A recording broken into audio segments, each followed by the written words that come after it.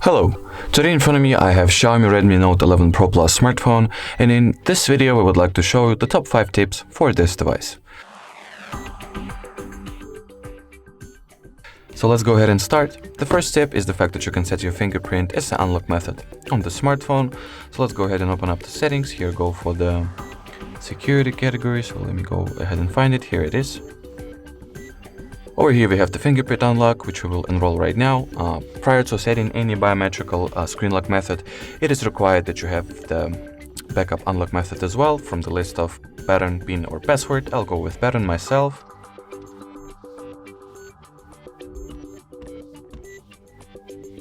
Just set the pattern that you would like to have, confirm it. And after that, you can just start enrolling the fingerprint. So the sensor, the scanner is located on the side power button.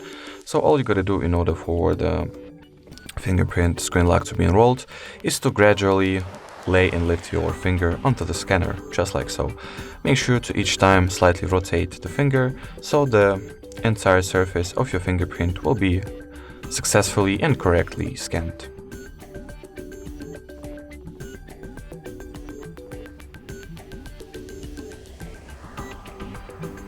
Alrighty, just like so we have just enrolled the fingerprint, so let's go ahead and test it.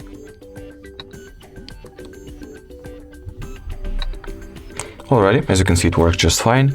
The next step is also tied to the biometrical screen lock method, which is the face unlock, so let's go ahead and set it up as well. All that you need to do in order for it to be activated is to scan your face, put it inside the circle frame that you'll have. So let me just do it off the screen real quick.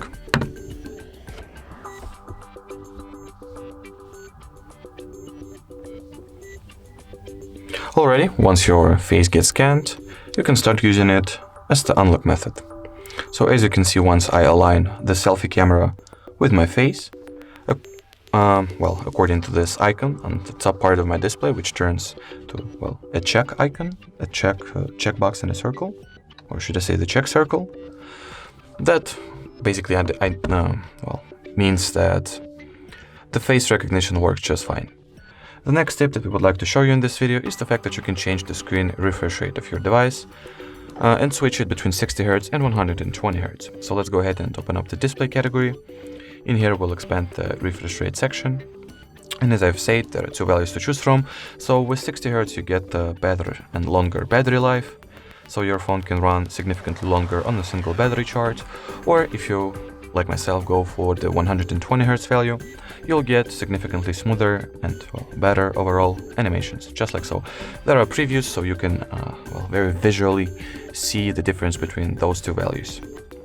Moving on to the next small tip, which is the fact that you can change the system navigation type from buttons as it is set right now to gestures and, respectively vice versa.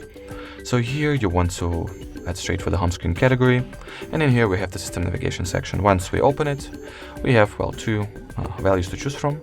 I don't want to learn the gestures, but if you are not confident whether you know all the available gestures that you can use, you can undergo the tutorial.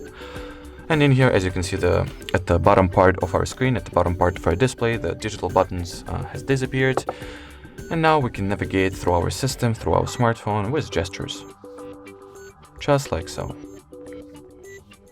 There are also some minor configurations like the gesture confirmation or the hide full screen indicator. And at the very bottom of the system navigation page, you are also able to see the gesture demos, the gesture previews, so you'll know which gestures you can use, basically.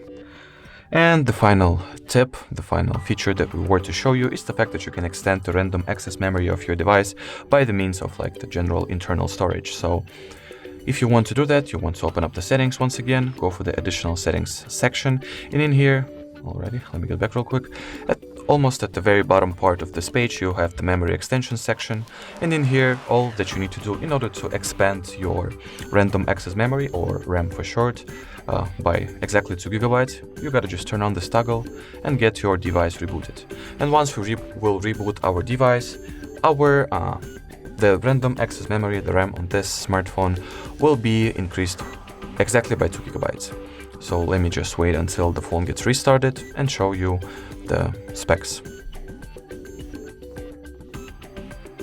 Alrighty, so now we'll go to the settings once again. Let it get loaded real quick. At the settings, you want to head straight for the About Phone section. Here, go for the All Specs category, and at the All Specs, we'll clearly see that to the standard and default 6 GB of random access memory, we have just successfully added the extra 2 GB. Alrighty, so that was it for this video. Thank you so much for watching, and bye-bye.